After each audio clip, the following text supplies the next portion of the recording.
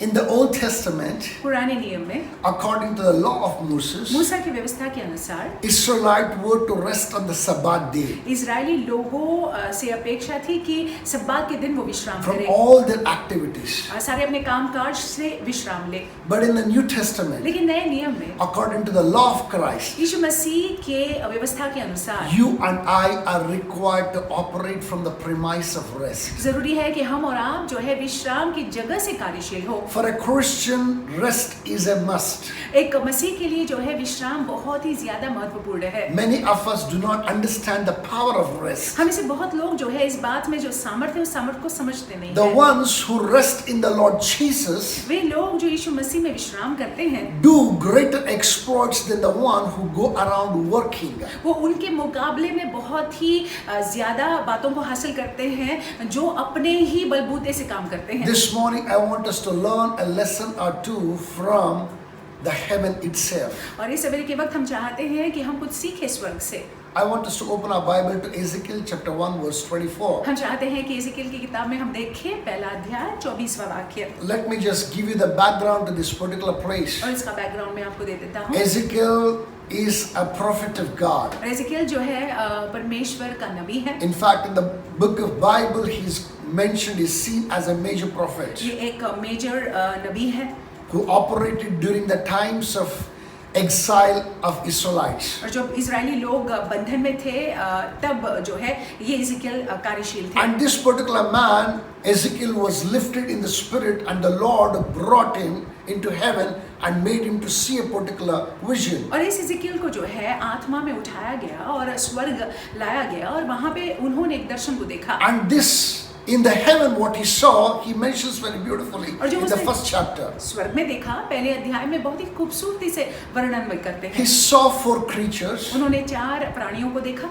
which had 4 faces और जिनके 4 मुख थे and 4 wings, और जिनके 4 पंख भी थे and they were faced towards 4 directions of the earth. और पृथ्वी के चारों दिशा की ओर उन्होंने अपने मुख को लगाया हुआ था There were 4 wheels around them, और उनके इर्द गिर्द जो है 4 चरखे या पहिए जिसको बोलते हैं and those wheels would go out with these living creatures all over the world. और ये जीवित प्राणी के साथ साथ जो है ये पहिया जो है चलता था पूरी दुनिया में जहाँ पे भी वो All over जाते the थे, earth for that matter. पूरी पृथ्वी पर जहाँ पे भी जाते But थे। in 24 verse 24, लेकिन 24वें वाक्य में something very beautiful is mentioned of these angels, और- rather living creatures. इन जीवित प्राणियों को लेकर कुछ बहुत सुंदर लिखा हुआ है I believe that this morning that the Lord want to speak to us through these creatures. और मेरा विश्वास है परमेश्वर यहाँ से ही हमसे बात करना Verse चाहते हैं। 24, I'm reading from the NKJV, from the Ezekiel, book of Ezekiel chapter 1. एजेकिएल की किताब पहला अध्याय 24वां वाक्य। It says, when they went, I heard the noise of their wings like the noise of many waters, like the voice of the Almighty, a tumult like the noise of an army. And when they stood still, they let down their wings. और उनके चलते समय उनके पंखों की फड़फड़ाहट की आहट मुझे बहुत से जल व सर्वशक्तिमान की वाणी व सेना के हलचल की सी सुनाई पड़ती थी और जब वे खड़े होते थे तब अपने पंख लटका लेते थे। These were the living creatures. ये जीवित प्राणी थे। They were in charge of the entire earth. वो इस पृथ्वी पर हुकूमत कर रहे थे And they, at the will of God and at the call of God, at the command of God, would go out to the nooks and corners of the earth and perform all that God ever wanted. और जब परमेश्वर उनसे कहते थे तब जाकर जो है पूरी पृथ्वी पर जो परमेश्वर चाहते थे उन बातों को ये लोग करते थे। I repeat, they had 4 faces. I repeat, they were directed, they were facing 4 directions. I repeat, they had 4 wings, and with 2 wings that they would fly, and with 2 wings that they would cover their body. और मैं दोहराता हूँ इनके 4 मुख थे और चारों मुख जो है चारों पृथ्वी के चारों दिशा की ओर थे और उनके जो है 4 पंख थे और 2 पंखों से जो है वो अपने मुंह को ढांकते थे और 2 पंखों से जो है वो जहाँ जाना चाहते थे जाते थे। And these living creatures were full of activity. और देखिए ये जीवित प्राणी जो है पूरे काम से भरे हुए थे But in the midst of the activity, लेकिन उनके कामकाज के बीचों बीच there was a time that they were required to be still. ऐसा समय होता था जब उनको खड़े रहना था, They were to be just still. बस खड़े रहना था, Rest in the Lord. प्रभु में उनको जो है विश्राम करना था। My brothers and my sisters, मेरे भाई मेरी it's बहन, quite possible that we too are full of activity. ये हो सकता है कि हम भी बहुत सारे कामकाज को कर रहे हैं, We too are running from pillar to pole.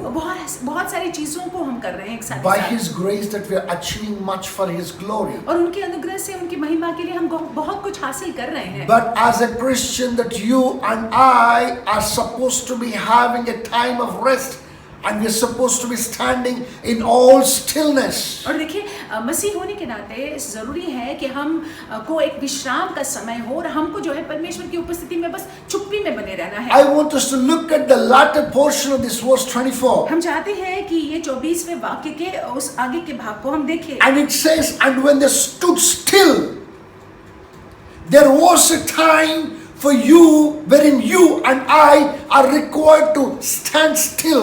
लिखा हुआ है जब वे खड़े होते थे, इसका मतलब है वो बस बने होते थे वहां पे। जरूरी है कि हम और आप जो है बने रहे। I know that there is a posture that you and I need to take in our hearts and in our minds, in the very core of our being. और ऐसा एक हमने एक पोस्चर या एक उस तरह से हमने अपने आप को जो है खड़ा करना है अपने हृदय में और अपनी आत्मा में। When we stand in the stillness of our being, और जब हम जो है चुप्पी में परमेश्वर के सामने खड़े रहते हैं, that's when we behold the Lord. तब जाकर जो है हम परमेश्वर को देख पाते हैं। There was a time that these angels, the creatures, did everything that was ever needed by God. और एक ऐसा समय होता है जब ये जीवित प्राणियां जो है जो परमेश्वर चाहते हैं उनको करना, वो सारी बातों को करते हैं। But there was a time to stand still. लेकिन ऐसा भी समय था इनके लिए जब उनको सिर्फ खड़े रहना है। I want to ask you today, मैं आपसे प्रश्न पूछना चाहूंगा, do we have the time of standing still क्या? in the presence of God? हमारे पास में ये समय है कि हम परमेश्वर की उपस्थिति में बस चुप्पी में खड़े रहे। Do we cease from every activity and do we stand in all reverence in the presence of God? क्या हम सारा कामकाज जो है छोड़ छाड़ कर परमेश्वर का मान सम्मान करते हुए उनकी उपस्थिति में क्या हम चुप्पी में खड़े रहते हैं? Let me tell you this very clearly. मैं आपसे कहूँ ये स्पष्ट रीति से, The posture that I'm talking about, और जो पोस्चर के बारे में मैं बात कर रहा the हूँ, posture is not the physical posture. शारीरिक जो पोस्चर है या शारीरिक रीति से जो हम करते हैं वो नहीं है। It's a posture of your entire being. आप जो है परमेश्वर के सामने अपने आप को किस रीति से It's a प्रस्तुत करते posture हैं? of your mind. आपका मन किस रीति से है परमेश्वर It's के a सामने? posture of your heart. आपका हृदय परमेश्वर के सामने किस रीति से है? It's a posture that would please God. और आप जो है किस रीति से, किस तरह से है जिसकी वजह से परमेश्वर प्रसन्न है? Rever God. परमेश्वर का मान सम्मान My करिएगा। brothers, my मेरे sisters, भाइयों मेरी बहनों, this posture is needed जरूरी है कि हम परमेश्वर का मान सम्मान करें। if you're looking to rest in the Lord. अगर हम और आप चाहते हैं कि हम परमेश्वर में विश्राम करें। Further down it says very clearly, verse 24, further down in the last portion we're looking at, and let down their wings. और लिखा हुआ है आगे चलकर तब अपने पंख लटका लेते हैं। They covered with two wings their body, और दो पंखों से वह अपने शरीर को ढकते थे, and the two wings which they would use to go around with the activities, they lowered it down. और दो पंख जो उड़ने के लिए वो उपयोग करते थे, यहाँ वहाँ जाने के लिए, वो पंखों को वो लटका देते थे। You know what? क्या आप जानते हैं? Many of us may kneel before the Lord, हम में से बहुत लोग जो है परमेश्वर के सामने घुटनों पर आते तो हैं, but it's quite possible our mind is still in the market.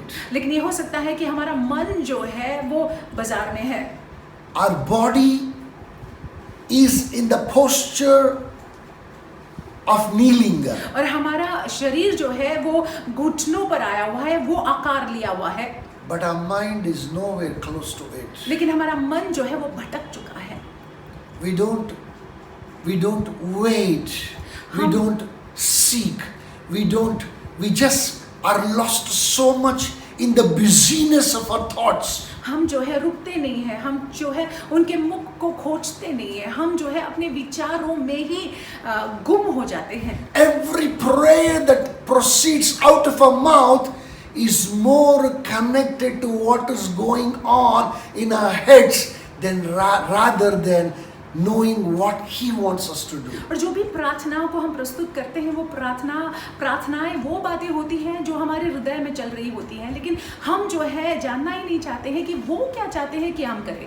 When you are in the stillness of your mind, जब आप जो है बिल्कुल शांत रहते हैं अपने मन में, when you are in the stillness of your heart, जब आपके हृदय में बिल्कुल आप शांत रहते हैं, when you lower every activity of yours, जब आप जो है अपने सारे काम काज को, अपने सारे उस परिश्रम को जो है साइड में बाजू में रख देते हैं, activity of mind and activity of heart, activity of your will and activity of your desires, that is when that you will experience heaven on earth. देखिए आपके मन में जो आप सोच रहे हैं, आपके हृदय में जो आप सोच रहे हैं, आपके कामकाज के बारे में आप सोच रहे हैं, जो सोच विचार कर रहे हैं, उसको अगर आप जो है थोड़ा सा आप बाजू में रखते हो, तब जाकर जो है आप कुछ प्राप्त कर पाओगे। The living creatures, जीवित प्राणी, the most powerful ones, बहुत ही सामर्थ्यशील, that were in control of the entire earth, जो इस पूरे पृथ्वी पर अपना हुकूमत चला रहे थे, they knew the secret वो इसको बात को जानते थे to be at rest in the presence of God. कि परमेश्वर की उपस्थिति में कैसे विश्राम में बने रहना है। Those ones who understand and learn a lesson from these living creatures, और वे लोग जो समझते हैं और इनसे सीखते हैं, you will do great and mighty exploits in His kingdom. आप जो है परमेश्वर के राज्य में महान बातों को करेंगे। You will do great and mighty exploits in your personal life, अपने व्यक्तिगत जीवनों में आप महान बातों को करेंगे। professional life, आपके कामकाज के जीवन में, in every area of your life, आपके जीवन के हर एक क्षेत्र में, in every realm of your life. आपके जीवन के हर एक भाग में Ponder on this इन बातों पर मनन कीजिएगा and then learn to rest in Him. और फिर सीख लीजिएगा कि प्रभु में कैसे विश्राम करना है। Your आपको। resting may not go in vain. आपका प्रभु में विश्राम करना व्यर्थ न जाए। Rather, your resting will never go in vain. आपका प्रभु में विश्राम करना कभी व्यर्थ नहीं In the जाएगा। name of Jesus Yeshu Christ. मसीह के नाम से। With these thoughts, और इन विचारों के I साथ want us to begin your week. हम अपने इस सप्ताह का शुरुआत करेंगे। Mind you, this is going to be a week. This is going to be a series. और देखिए ये एक सीरीज होने वाला है Next 3-4 days that we're going to extensively look on what it means to rest. और अगले 3-4 दिन हम देखने वाले हैं कि प्रभु में विश्राम करना इसका क्या मतलब है। These words settle in your heart, होने दे कि ये शब्द आपके हृदय में बस जाए, stir you up and make you to seek Him more and more. आपको प्रोत्साहित करे और आपको विवश करे कि आप प्रभु के मुख को खोजे। God bless you. परमेश्वर आपको आशीषित You रखे। have an awesome day, आपका दिन बड़ा अद्भुत जाए। an amazing week. एक बहुत ही अद्भुत सप्ताह। Stay blessed. आशीषित रहिएगा।